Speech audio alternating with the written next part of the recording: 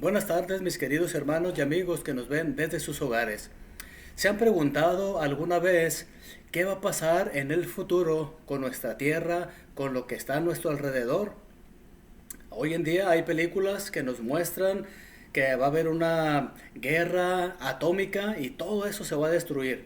Hay películas que se llaman Después del Mañana, hay otras que es al final de los tiempos y otras más que mencionan cómo la Tierra se va destruyendo y un día se va a acabar la vida. Y menciona que gente de aquí va a otros planetas, viene y encuentra todo inhóspito, todo sin vida. Ahora, ¿qué nos dice la Biblia al respecto? ¿Qué nos dice la Biblia sobre el futuro de esta tierra? El apóstol Pedro en el capítulo 3 del 10 al 18 nos dice qué es lo que va a pasar con esta tierra. Y eso es lo que vamos a ver el día de hoy. El objetivo para este tiempo es que debemos vivir como Dios nos manda, siguiendo una conducta intachable mientras esperamos ansiosamente la venida del día de Dios. Un día Dios va a venir, Cristo va a venir en las nubes para llevarnos. Después va a haber una serie de acontecimientos como la gran tribulación, el milenio y después la destrucción de esta tierra. Y vamos a ver en este pasaje cómo Dios va a destruir la tierra. Vamos a leer allí el versículo 10, segunda de Pedro, capítulo 3, versículo 10. Segunda de Pedro, capítulo 3, versículo 10. ¿Ya lo tenemos ahí? Síganme ahí con su mirada. Dice así: pero el día del Señor vendrá como un ladrón. En aquel día los cielos desaparecerán como un estruendo espantoso. Los elementos serán destruidos por el fuego y la tierra con todo lo que hay en ella será quemada. Aquí nos dice lo que va a pasar en un futuro con esta tierra. Hace aproximadamente unos 4000 años esta tierra fue destruida por agua con el diluvio, pero en el futuro va a ser destruida con fuego. Y aquí el apóstol Pedro nos está advirtiendo para que nosotros vivamos de una forma digna del Señor. Sabemos que va a destruir esta tierra y nos dice también qué es lo que debemos hacer en base a que ya sabemos que va a ser destruida. Pero antes de continuar estudiando este pasaje, me gustaría que oráramos para encomendar en las manos de Dios este tiempo. Oremos. Amado Padre Celestial, te alabamos y bendecimos tu nombre, porque tú eres soberano, tú eres el creador del universo y tú eres el que tiene el derecho de construir, pero también el poder para destruir, Señor. Pedimos, Padre, que bendigas a cada una de las personas que nos está viendo en este momento. Y te rogamos, Padre, que al saber estos acontecimientos que van a pasar en el futuro, ayúdanos, Señor, para poder vivir como tú mandas. Te pedimos, Señor, que nos ayudes a prepararnos, porque posiblemente tú vengas mientras estemos aún con vida. O quizá a lo mejor nuestros hijos o nietos. Pedimos, Señor, que nos ayudes a prepararnos y preparar a otros. Bendice este tiempo, quita toda distracción para poder entender lo que tú nos dejaste a través del apóstol Pedro. En el nombre de Cristo Jesús. Amén. En los versículos 11 y 12 nos dicen cómo debemos vivir de acuerdo a lo que sabemos. ¿Qué dice así el versículo 11 y 12? Dice así: ya que todo será destruido de esta manera, ¿no deberían vivir ustedes como Dios manda, siguiendo una conducta intachable y esperando ansiosamente la venida del día de Dios? Ese día los cielos serán destruidos por el fuego y los elementos se derretirán con el calor de las llamas. Entonces, ¿cómo debemos vivir sabiendo que todo lo que está aquí en nuestra tierra va a ser quemado, va a ser destruido por el fuego? Dice allí que debemos vivir como Dios nos manda. ¿Y cómo nos manda Dios? Con una conducta intachable y esperando ansiosamente la venida de Dios. Hoy en día hay mucha gente que no quiere que Dios venga porque están en sus pecados, están en sus maldades, están haciendo cosas que no les agradan. Y si viene Dios, los va a regañar, los va a castigar. Pero si nosotros vivimos como Él nos manda, ¿qué mejor? Vamos a estar ahí hasta esperándolo. Señor, gracias porque viniste, estoy predicando, estoy evangelizando, estoy haciendo buenas obras, estoy haciendo lo que tú me encargaste. Ahora, en segunda de Pedro 1:3, vamos a ver por qué sí podemos vivir como Él nos manda. Vamos a regresar ahí al capítulo 1, versículo 3. Ok, ¿qué nos dice este versículo? Dice así: su divino poder al darnos el conocimiento de aquel que nos llamó por su propia gloria y potencia, nos ha concedido todas las cosas que necesitamos para vivir como Dios nos manda. Entonces, hoy en día hay gente que piensa, yo no puedo vivir como Dios me manda, porque soy un ser humano, porque no tengo la capacidad para hacerlo. Ahora, sin embargo, aquí en este versículo nos dice que Dios ya nos ha provisto todas las cosas que necesitamos para vivir como Dios nos manda.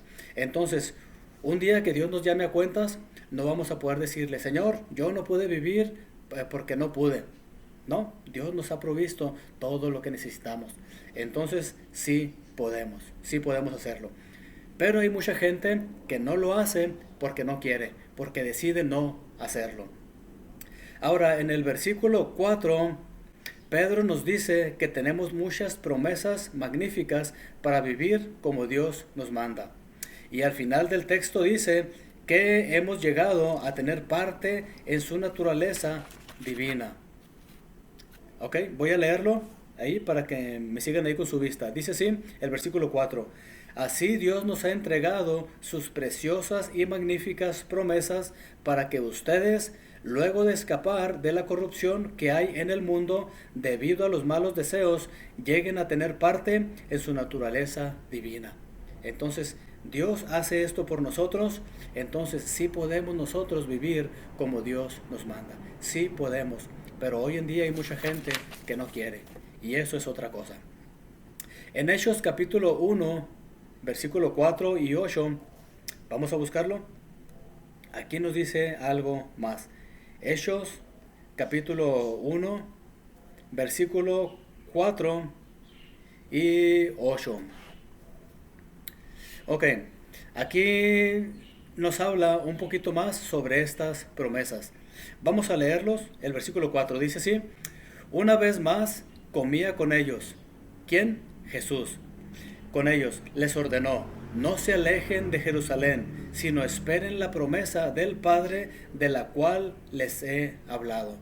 Entonces aquí el Señor Jesucristo les está diciendo que esperen la promesa. Dios nos ha dado promesas, entonces solamente hay que esperarlas. Ahora vamos a leer también del versículo 8. Dice así: pero cuando venga el Espíritu Santo sobre ustedes, recibirán el poder y serán mis testigos tanto en Jerusalén como en toda Judea y Samaria y hasta los confines de la tierra. Entonces la pregunta aquí sería: ¿qué creen que debemos hacer nosotros para poder apropiarnos de esa promesa? Bueno, en primer lugar aquí menciona que el Espíritu iba a venir sobre ellos y recibirían poder. Entonces, ¿qué tenemos que hacer? O bueno, ¿qué tenían que hacer ellos que también nosotros tenemos que hacer? Dejar que el Espíritu nos guíe. Desde aquel día de Pentecostés, el Espíritu Santo descendió aquí a la tierra porque Cristo se fue y está allí para ayudarnos. Lo que necesitamos hacer nosotros es dejar que Él nos guíe. Y también procurar ser llenos del Espíritu Santo. ¿Para qué? Para que el Espíritu nos pueda guiar. Si nosotros no nos permitimos que seamos llenos del Espíritu Santo, el Espíritu Santo va a estar apagado, va a estar inactivo porque nosotros no lo dejamos que actúe. Debemos dejarlo que haga su trabajo. Y algo para dejar que el Espíritu Santo haga su trabajo es fijar nuestra mente en los deseos del Espíritu. Y también no agraviar al Espíritu, no debemos ofenderlo. Muchas veces lo ofendemos con nuestros pecados, con las palabras malas que salen de nuestra boca, con las mentiras o con otras cosas. Y el Espíritu se ofende, el Espíritu se apaga y no permitimos que haga su trabajo, que nos dirija.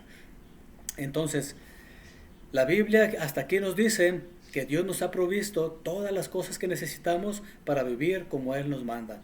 Y una cosa o una persona que nos ha provisto es al Espíritu Santo, quien nos guía, quien nos instruye, quien nos alienta, quien nos da ese poder para poder vivir como Él nos manda.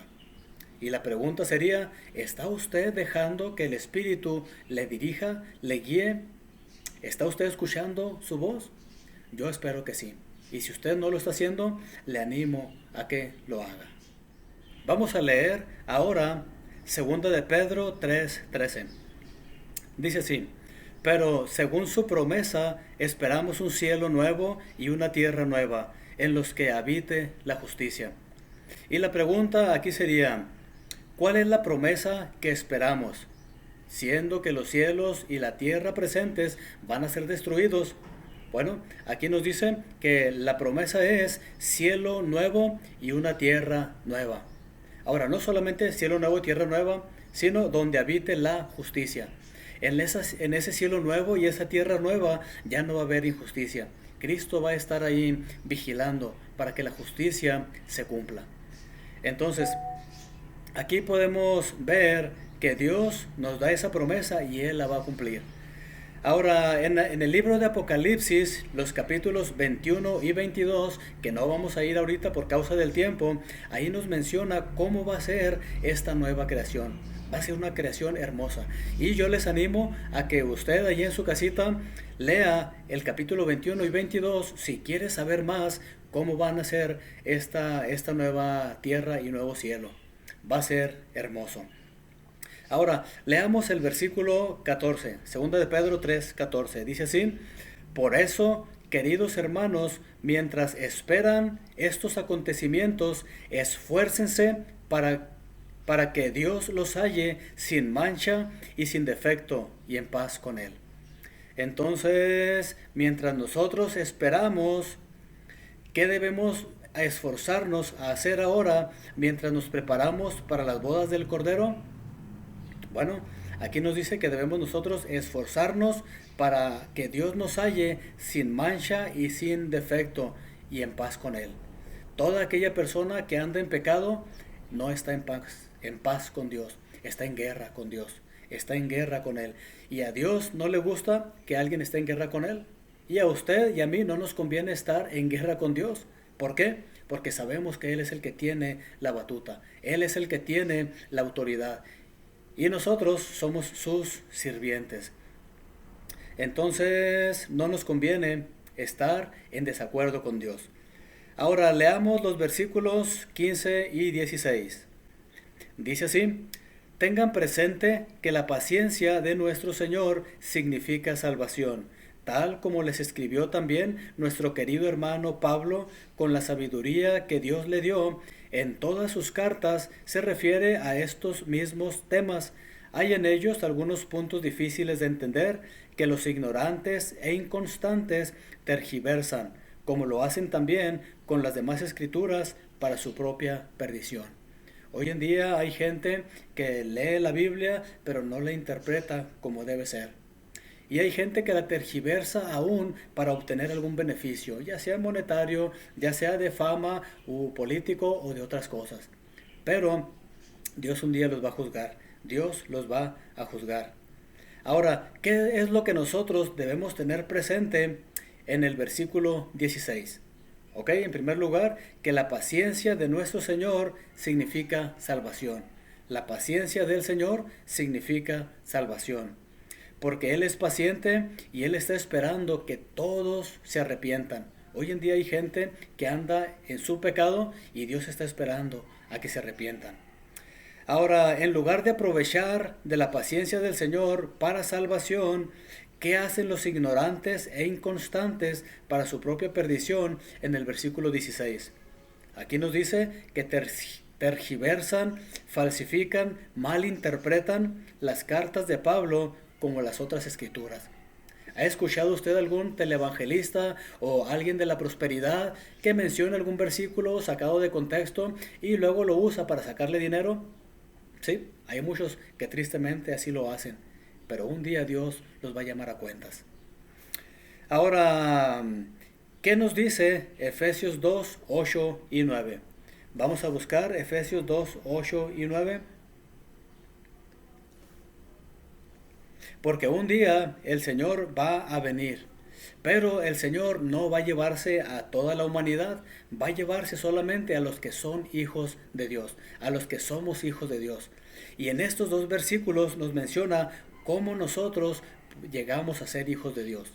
¿Qué nos dicen aquí estos dos versículos? Dice así, Efesios 2, 8 y 9. Porque por gracia ustedes han sido salvados mediante la fe. Esto no procede de ustedes, sino que es el regalo de Dios, no por obras para que nadie se jacte. Entonces, aquí en primer lugar dice que por gracia ustedes han sido salvados mediante la fe. No nos salvamos nosotros por las obras que hagamos. Yo sé que hay personas que me están viendo que han hecho buenas obras, pero ¿sabe una cosa? Esas buenas obras no le van a servir a usted para salvarse. La única buena obra que nos va a servir para salvarnos es la obra que hizo Cristo en la cruz. Es la única obra. Cristo murió, Él fue sepultado y resucitó al tercer día. En la cruz Cristo derramó su sangre, que es la única que le puede limpiar su pecado, para que usted pueda entrar en el cielo sin ese pecado. Al cielo no va a poder entrar el pecado. Y Cristo, a través de su sangre, puede limpiarnos ese pecado, pagar esa deuda que teníamos con Dios. Entonces, ¿ya ha creído usted en Cristo como su Salvador? Si usted aún no lo ha hecho, yo le animo a que el día de hoy lo haga. ¿Por qué? Porque si Cristo viene en esta noche, usted se va a quedar aquí, en la tierra, y va a sufrir la gran tribulación. Y si no se arrepiente, la gran tribulación, en un futuro, en el infierno, va a estar sufriendo. Lo cual Dios no quiere eso. Entonces, dice aquí el versículo 9, Efesios 2, 9, no por obras para que nadie se jacte. Entonces nadie va a poder llegar al cielo y decir, Dios, yo me salvé porque hice esto, esto y esto. No, Dios no quiere que presumamos ante Él. Cada uno de los que entraremos en el cielo vamos a llegar diciendo, estoy aquí en el cielo porque Cristo me salvó, por la gracia de Dios solamente. Entonces, si usted aún no ha creído en Cristo como su Salvador, no le ha pedido perdón por sus pecados y le ha pedido que lo salve, pídaselo hoy, porque mañana podría ser demasiado tarde. Volvamos ahora a 2 de Pedro, capítulo 3, los versículos 17 y 18. 2 de Pedro 3, 17 y 18. Y vamos a leer estos dos versículos para ver qué nos dicen. Dice así, así que ustedes, queridos hermanos, puesto que ya saben esto de antemano, manténganse alerta. No sea que arrastrados por el error de esos libertinos pierdan la estabilidad y caigan. Más bien, crezcan en la gracia y en el conocimiento de nuestro Señor y Salvador Jesucristo. A Él sea la gloria, ahora y para siempre. Amén. Entonces, ya sabiendo estas cosas, lo que vimos anteriormente, ¿qué debemos hacer? ¿Qué debemos hacer? Dice aquí en la primera parte del 17, que debemos mantenernos alerta para que no seamos arrastrados por el error de estos libertinos. Hoy en día hay gente que se dice cristiana, que usa la Biblia, pero la tergiversa. Y tristemente hoy en día hay muchos cristianos que no estudian su Biblia, que no la meditan como debería ser, y como esos libertinos, esos falsos maestros hablan de la Biblia, los arrastran. Se van con ese tipo de corrientes. Debemos nosotros estudiar nuestras Biblias para no dejarnos arrastrar por esa gente. Entonces, debemos nosotros estudiar la Biblia para mantenernos firmes. Y en el versículo 18, para evitar caer, ¿qué debemos hacer? Ahí nos dice que debemos crecer en la gracia y en el conocimiento de nuestro Señor y Salvador Jesucristo. Y mi pregunta aquí para cada uno de ustedes es la siguiente. ¿Conoce usted mejor a Cristo en este año que en el pasado? Yo espero que sí. Yo espero que sí. Yo espero que usted conozca a Cristo más ahora que cuando usted apenas creyó en Cristo como su Salvador. Yo no sé qué tanto tiempo haya aceptado usted a Cristo como su Salvador. Yo lo acepté a los 7 años y ya tengo varios años más. Y Dios me ha ayudado a seguir creciendo, conociéndole cada vez más. Entonces Dios quiere que usted conozca más a Cristo para que disfrute de su compañía y disfrute también de sus bendiciones. En el versículo 18, ahí en la última parte, la última oración nos dice, a Él sea la gloria, ahora y para siempre. Amén. Esto es una frase de alabanza. Esto es una frase que el apóstol Pedro está terminando ahí, alabando a Dios. Ahora, ¿por cuáles razones nosotros podemos darle la gloria a Cristo de lo que hemos aprendido en este capítulo? Hay varias cosas que hemos aprendido o recordado y podemos darle la gloria a Cristo. En primer lugar, por sus grandes y magníficas promesas para poder vivir como Dios nos manda. Por eso hay que darle la gloria a Dios. Hoy en día hay gente que cree en otras cosas, otros ídolos, pero solamente Dios nos da todo lo que necesitamos para vivir como Dios nos manda. Segundo punto, porque hemos llegado a tener parte en la naturaleza divina por tener al Espíritu Santo. Cuando creímos en Cristo, el Espíritu Santo vino a morar en nuestra vida y pertenecemos a su naturaleza divina.